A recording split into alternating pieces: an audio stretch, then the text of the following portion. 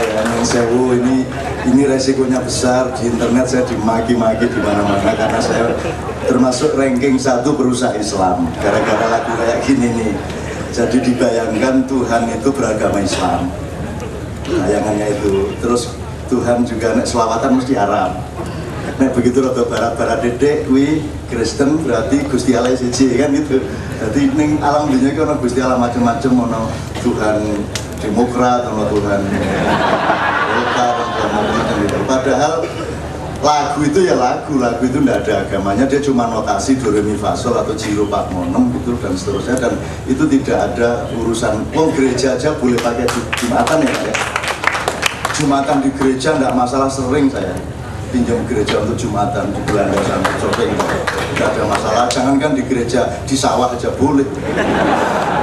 Sholat di Vatikan saya sering, tidak ada masalah. Memang Tuhan orang Indonesia apa orang Arab itu enggak. Tuhan kan bukan orang Arab, tapi bukan orang kan gitu kan.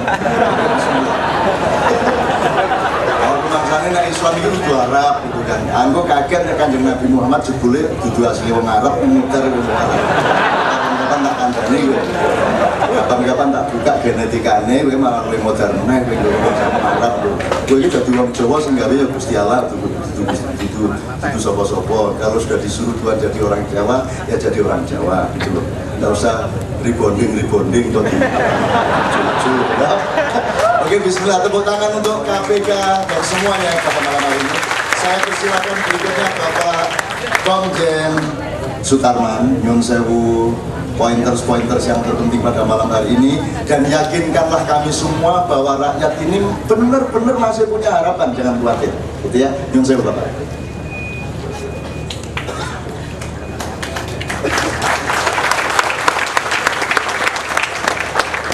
Cak, saya nggak lepas sepatu di sini supaya nggak mampu, ini sudah seharian nggak mati.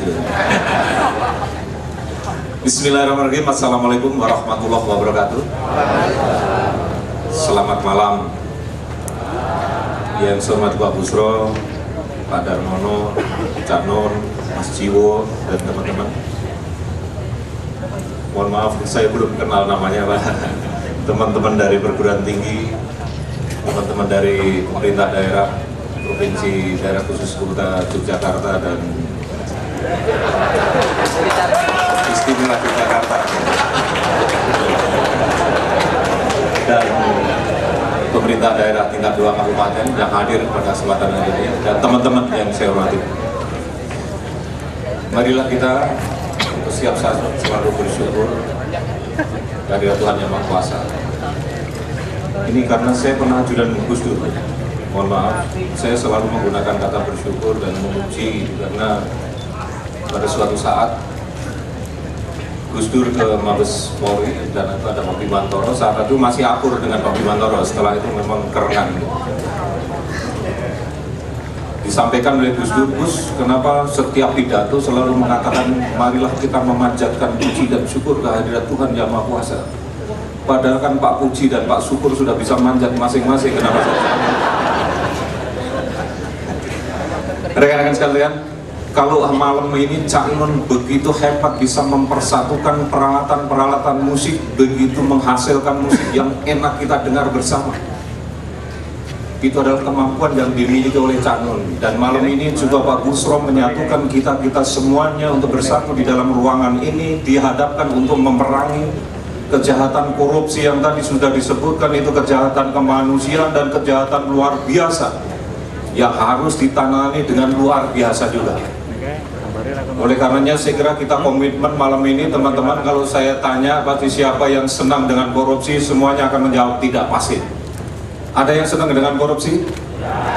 Tidak ada, pasti.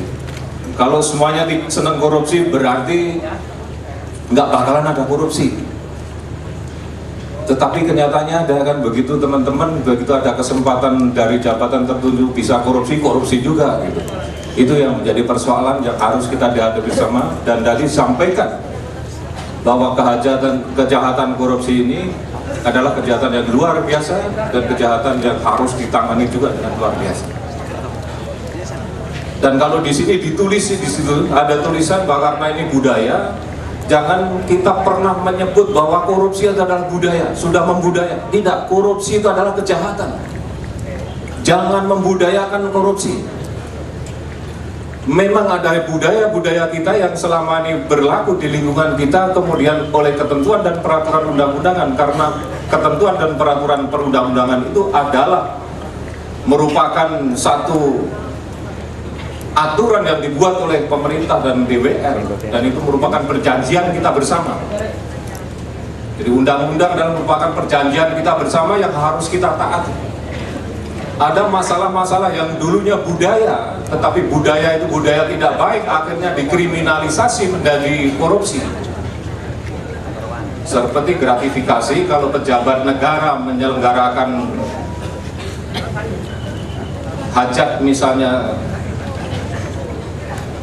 sunatan atau hajat pengantenan, kemudian kalau tidak lapor Pak Busro, itu sekarang termasuk gratifikasi.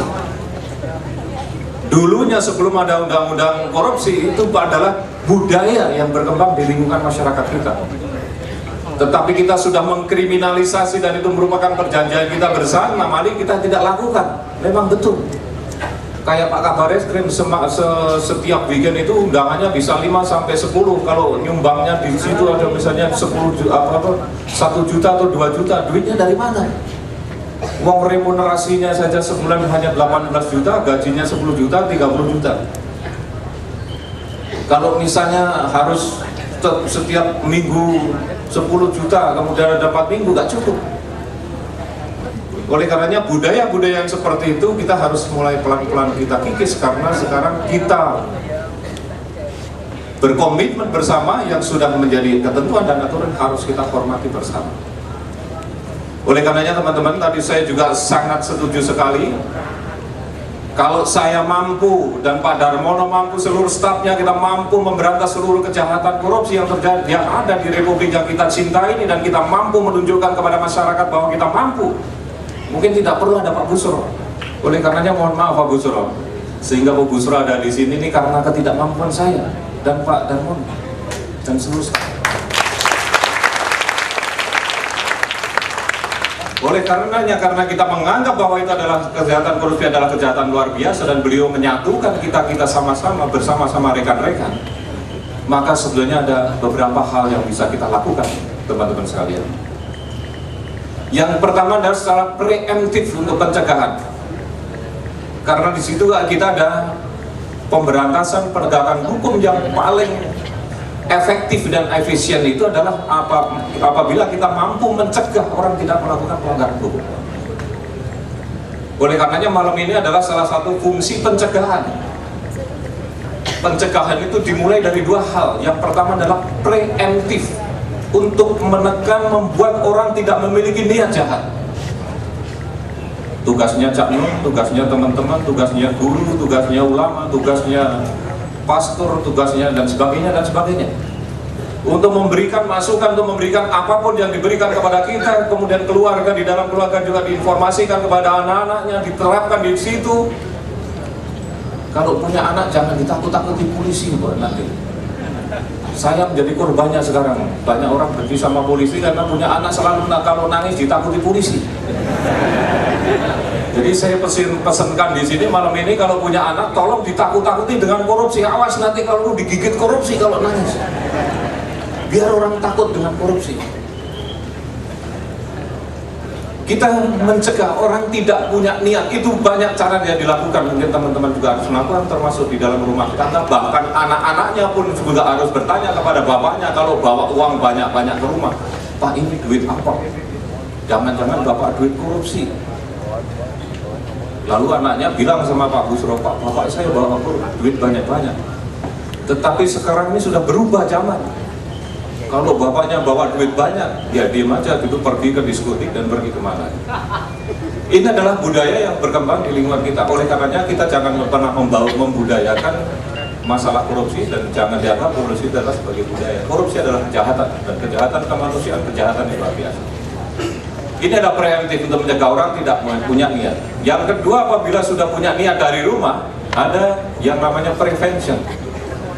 Mungkin tugasnya kita semuanya untuk mengingatkan kepada teman-teman kita, mengingatkan kepada saya, Bahkan di kantor saya itu sudah saya tulisi sekarang gitu, termasuk kebetulan saya tidak bawa pen, seluruhnya itu anti KKN, menyuap dengan penerima suap hukumnya sama. Jadi teman-teman juga sama. Kalau ada anggota saya di lapangan di sana sedang tilang dan segala mana, Pak ini jangan ditilang, ini kasih itu dua-duanya sama. Yang memberi dan yang menerima itu sama hukumannya, dan itu sudah saya terapkan waktu saya di Polda Metro Jaya. Artinya kita memberikan pembelajaran kepada masyarakat juga, jangan mudah untuk menerabas apa yang sudah dilanggar dengan memberikan uang karena dia merasa punya uang. Korupsi itu sebenarnya uang kalau orang berpikir. Jadi kita itu sudah keblinger, sudah menjadikan uang dan jabatan sebagai tujuan hidup. Itu yang keliru kali ini. Padahal jabatan dan uang itu hanya membantu kita hidup, karena kita mati tidak membawa apa-apa, makan sehari 3 piring. Tetapi kita sudah keblinger menjadikan uang dan jabatan sebagai tujuan hidup. Oleh karenanya begitu kita duduk, saya siap untuk mundur, dan kalau perlu, kalau di samping saya harus kita siapkan peti mati itu, kalau kita korupsi masukin ke dalam peti mati itu. Ini adalah prevention yang dilakukan, preventif yang dilakukan oleh kita. Yang ketiga adalah penegakan, sebelum ke penegakan hukum ada satu hal. Ini adalah ide saya, tadi tolong digelorakan dari perguruan tinggi.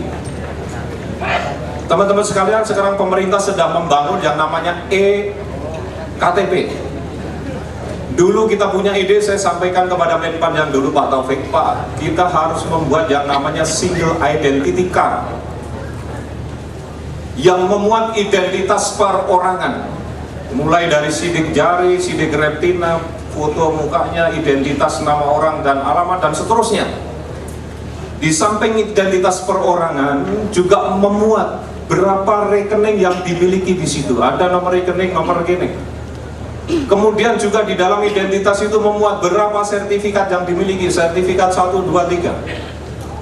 Kemudian juga berapa kendaraan yang dimiliki, berapa nomor paspor, berapa nomor senjata, kalau punya senjata berapa, dan seterusnya. Jadi memiliki seluruh identitas yang ada di dalam, entah namanya e-KTP atau mungkin single identity card. Ini bisa kita bangun. Sekarang pemerintah sedang membangun miliaran atau triliunan bahkan untuk membuat e-KTP, elektronik KTP, dan kita bisa dompleng di situ. Mahasiswa kita sudah hebat-hebat mampu untuk membuat programnya, yang program itu bisa setiap program database-nya itu dalam satu record bisa memuat 250 file, dan di dalam satu database itu bisa memuat 1 miliar record. Penduduk kita hanya 250 juta. Kalau itu seluruhnya sudah sebetul, kita membangun sistem yang benar. Kemudian kekayaan kita bisa naik turunnya bisa kita ketahui dari single identity card kita. Kalau misalnya kekayaan saya tahun ini 10 dan tahun depan menjadi 20 dan jelas asal usulnya, maka negara tinggal mendapat berapa pajak yang harus diberikan kepada negara. Sistem. Kalau masih ada ketemu antara wajib bayar dengan pemungut, sampai kiamat pun itu akan terjadi kolusi. Tetapi kalau otomatis terdebet bahwa apa yang kita miliki dalam rekening, kita memiliki pertambahan nilai yang ada di dalam single identity card tadi, negara tinggal debit. Nah sekarang ini bagaimana? Kita punya kekayaan, punya tabungan, punya segala macam yang ada di situ, tetapi mau bayar pajak saja sulitnya setengah mati. Karena apa? Sistem kita tidak benar. Ini saya kira mungkin idenya dari Pak Busro dalam pencegahan kita untuk kita semuanya, teman-teman. Kalau kita sudah terdata, saya hanya memikirkan bahwa 5 tahun input data dari 250 juta penduduk Indonesia ini clear, bisa selesai. Kalau itu sudah terdatakan semuanya, mungkin pemilu juga nggak ribut DPT, nggak ribut segala macam, begitu indahnya. Kenapa nggak kita jalankan? Karena ada departemen atau kementerian atau lembaga yang tidak bisa korupsi. Kita adalah punya ide, silahkan digelorakan dari teman-teman perguruan tinggi, dari teman-teman LSM, dari siapapun. Kalau itu yang ngomong polisi nggak dipercaya, karena memang sulit saya dipercaya orang sekarang ini. Oleh karena teman-teman, saya meminjam teman-teman, meminjam kata-kata atau meminjam dari teman-teman, silahkan nanti diskusi dengan saya. Kalau itu sudah terdatakan semuanya, bahkan ke depan kita harus memiliki satu policy kebijakan yang ekstrim. Kita nggak ngerti dulu dapatnya dari mana karena kesemerabutan sistem yang ada di Republik yang kita cintai ini. Saya juga tahu punya, nggak tahu asal usulnya juga nggak jelas apa yang kita punya. Teman-teman juga yakin, saya yakin tidak pernah mendatakan dapat duitnya dari mana. Tidak pernah.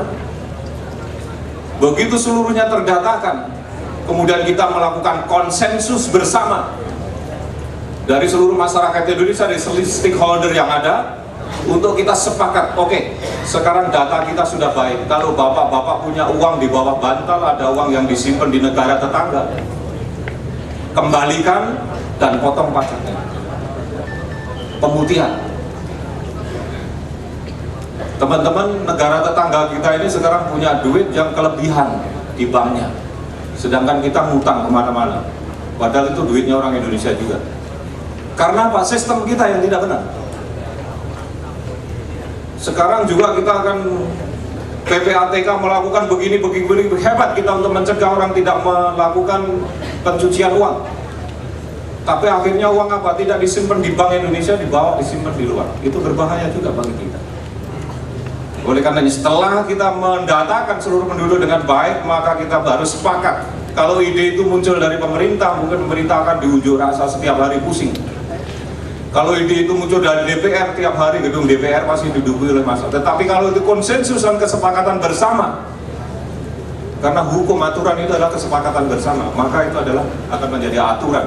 Amerika menjadi hebat juga dibangun dari konsensus nasional. Silakan teman-teman untuk memiliki ide dan gelindingkan ide itu kita sampaikan. Kita perlu waktu memang untuk masa itu. Tetapi kalau tidak dimulai seumur hidup, masalah korupsi itu tidak akan pernah selesai. Itu penyebabnya. Yang keempat, kita adalah penegakan hukum yang maksimal. Kalau kita melihat penegakan hukum di Indonesia itu bukan nggak maksimal. Yang masuk penjara sudah banyak, yang dihukum berat juga sudah banyak, tetapi penghukuman yang ada di Republik yang kita cintai ini ternyata tidak memberikan dampak jerah terhadap pelaku-pelakunya. Karena apa? Masih banyak orang yang melakukan korupsi. Oleh karena betul, mungkin kalau karena hukuman mati ini sudah mulai diprotes oleh dunia. Begitu korupsi mati, lama-lama minimal kurang penduduk Indonesia ini karena dihukum mati. Kenapa kita juga belum memberikan efek jerah? Saya kira aturan dan ketentuan undang-undang kita yang begitu lama. Kenapa dulu ada hukuman penjara seperti ini? Karena supaya kalau orang dipenjarakan, supaya orang tidak protes kepada pemerintahan penjajah waktu itu. Dan hukum itu belum kita perbaiki sampai sekarang. Ini adalah tugas kita bersama, karena kita adalah yang mengawaki Republik kita ini yang kita cintai. Oleh karenanya, saya terima kasih kepada Pak Busro dan kita bersinergi untuk menegakkan hukum ini secara jujur, secara benar dan secara adil. Jujur harus dimulai dari saya dan seluruh jajaran penegak hukum yang ada di kepolisian ini. Jujur harus dimulai Pak Busro dan seluruh jajaran yang ada di KPK sana. Karena saya mengatakan bahwa sebenarnya aparatur penegak hukum itu adalah diisi oleh orang-orang yang jujur, orang yang benar dan adil.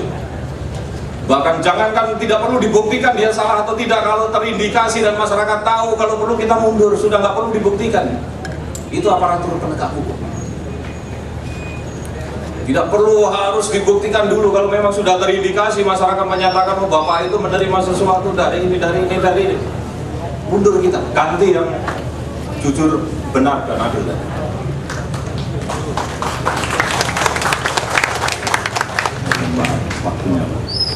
Terima kasih. Terima kasih Pak Busro, terima kasih atas kesempatan ini, dan teman-teman saya kira lagi ada masukan. Wassalamualaikum warahmatullahi wabarakatuh. Saya mohon maaf untuk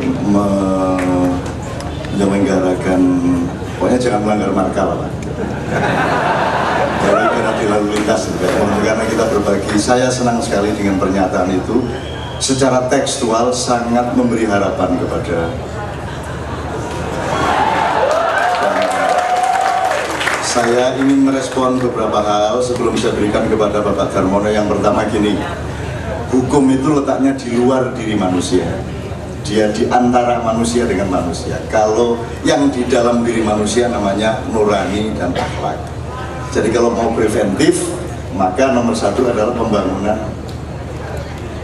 di dalam diri manusia, dan itu tugasnya ulama, pastor, sekolahan, dan lain sebagainya, serta orang-orang tua. Nah, malam hari ini kita tidak ngomong mengenai yang di dalam diri manusia, tapi yang di antara manusia yang disebut hukum. Tadi Pak Tarman mengatakan bahwa orang Jawa suka nakut-nakutin anaknya dengan gue nakal ada ke polisi gitu ya. Tuh. Sebenarnya Pak, dalam ilmu psikologi, orang tua selalu menakuti anaknya atas sesuatu yang diam sendiri memang takut. Jadi kalau orang tuanya takutnya sama anjing, anaknya juga ditakut-takuti anjing. Kalau orang tuanya takut sama polisi, maka anaknya juga ditakut-takuti polisi. Jadi itu memang begitu. Jadi bukan rakyat terus melakukan strategi untuk menjelekkan polisi dengan cara mendidik anak seperti itu ya. Dasarnya memang turun-temurun bertiga polisi. Gitu. Nah sekarang saya ingin transparan, karena saya ingin menegaskan apa sih yang sesungguhnya dilakukan oleh Pak Busro malam hari ini dengan beliau bertiga. Dengan cara saya ingin berdialektika sama Anda gini, nganggo corone wong desa wae. Kalau saya tanya, Anda sama polisi itu merasa nyaman apa tidak aman? Merasa nyaman apa tidak aman? Saya merekayasa Anda nggak ini? Ini jujur.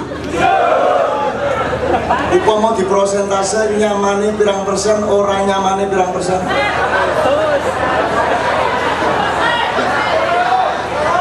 Kalau sama kejaksaan, aman, merasa ini omongan rakyat, jangan diajak diskusi intelektual. Rakyat sederhana deteksinya, kowe kerasa aman ora gitu dong ya. Oke. Sekarang saya tanya lagi, Anda merasa terhadap kepolisian merasa aman atau tidak? Kejaksaan? Oke. Pertanyaan ketiga, KPK? Nah, KPK ada yang bilang aman, ada yang merasa mulai tidak aman. Malam hari ini tujuan Pak Busro adalah merintis sinergi tiga institusi ini untuk menumbuhkan kembali rasa aman rakyat kepada tiga institusi ini. Nek kalah, nek proses ini tidak simultan dan tidak strategis secara kebudayaan maupun secara media, secara apapun, nanti Pak Busro bisa kalah oleh apa yang sudah berlangsung berpuluh tahun. Lama-lama KPK juga membuat orang merasa tidak aman. Nah jadi Pak Busro, kowe iki dulurku, koncoku, tak tresnani ke zaman kowe golek yang ra iso-iso dia. Wong gandeng aku tresna karo kowe, ojo nganti terus kalah dalam proses sehingga yang Anda rintis yang sangat bagus ini nanti malah menjadi kontraproduktif bagi KPK sendiri. Mudah-mudahan kita semua saling membantu untuk terus kita kontrol kepolisian, kita kontrol kejaksaan, kita juga kontrol kepada KPK agar supaya kita bisa menciptakan rasa aman bagi sama lain. Ya, kira-kira objektif gitu ya Pak ya. Karena menurut saya urusan di dalam hidup ini memang cuma aman dan tidak aman. Maka Anda yang orang Islam nomor satu menjadi mukmin. Maka Allah bilang innamal mu'minuna ikhwah, yang bersaudara itu mukmin. Nek muslim mesti kerengan terus. Karena kalau mukmin itu dia pejuang yang menegakkan keamanan. Kata aman, pelakunya mukmin, metodenya iman, doanya amin, pelaksanaannya amanah. Kan begitu. Jadi mereka ini amirul mukminin. Mereka ini penegak keamanan, dan itu bukan hanya keamanan keamanan apa saja, dari keamanan beras, keamanan harga diri, keamanan keluarga, keamanan ilmu, keamanan apa saja. Dan Pak Busro malam hari ini sesungguhnya sedang berjanji, saya akan merintis semua pejabat-pejabat hukum pemerintah harus menjadi amirul mukminin yang bikin aman seluruh rakyat Indonesia. Dan harus kita dukung. Kalau enggak, mari kita bunuh diri bareng-bareng. Harus kita dukung. Oleh karena itu, Pak, ya perkara dihukum mati, tidak dihukum mati, yuk kita diskusikan panjang ya. Dan itu bukan wewenang kita ya, saya kira ya. Gini aja, sekarang Kiai Kanjeng aja paling ora digebuk guys. Coba supaya bapak-bapak yang dari luar kota mendengar kalau orang-orang di kampung Jogja kayak gini nih Pak. Yuk. Sekian. Yo. Siji loro telu. Yo padha dolan nang Kemah Ijo ayo jum coraanku ayo ku sing jaran ayo rantai kapal ayo paluare PKI ayo iwak babi ayo bintang sabit masumi ayo milah jenggo ayo godok telo ayo londo mendem ayo tembok sile budi Supaya kita semua jadi manusia pada malam hari ini. Terus satu lagi.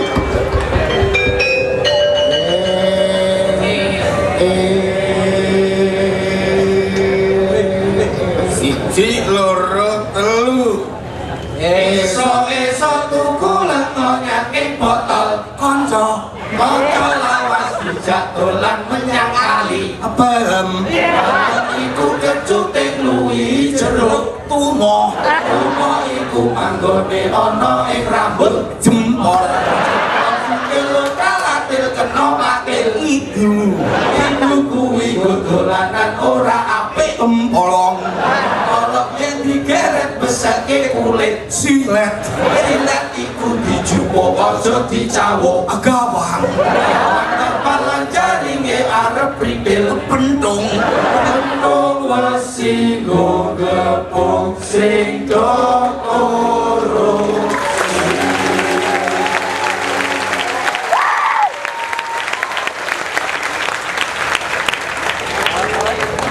Ini karena modernisasi adalah division of labor, orang kemudian menjadi spesialis-spesialis, kemudian yang polisi dia menjadi polisi 24 jam, yang jaksa kemanapun dia jaksa, yang rektor kemana-mana, sing dandim, terus nanti kalau bojone isi lali nek dhek itu udah ning kamar we dandim.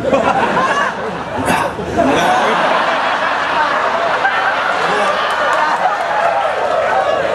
Jur bojone melu dari prajurit siap.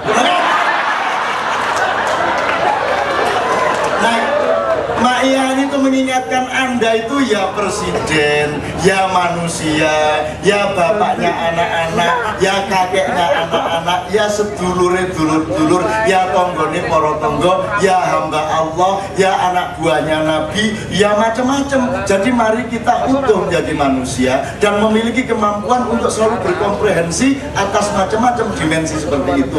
Maka kalau Kabar Eskrim, Ketua KPK, Wakil Jaksa Agung sekali-sekali mendengar sing drodok-drodok supaya menunggui, moga-moga kemanusiaannya tumbuh. Abis saya kegiatan itu menungsa lurus kayak menungsa ya nyeleweng sini-sini. Coba Anda lihat dia itu, laki-laki itu tandanya satu ngopi, dia tidak ngopi. Loro brengosen, ora brengosen. Nomor 3 gondrong, ora gondrong. Nomor 4 ngerokok, orang ngerokok. Nomor 5 nggodho cah wedok, rawani.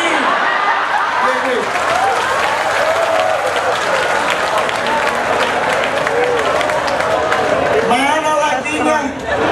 Mana lanangnya nanti? Kaget sama dia nih. Aku lanang kabeh. Ngerokok, gondrong, brengosen, nggodhoan cah wedok. Oh no. Jadi kalau waktu SMA nakal, waktu jadi pejabat sudah bosan dan kenakalan sehingga tinggal ketertiban dan disiplinnya. Kalau waktu SMA tertib kayak Busro, nanti baru nakal kalau sudah jadi pejabat tinggi.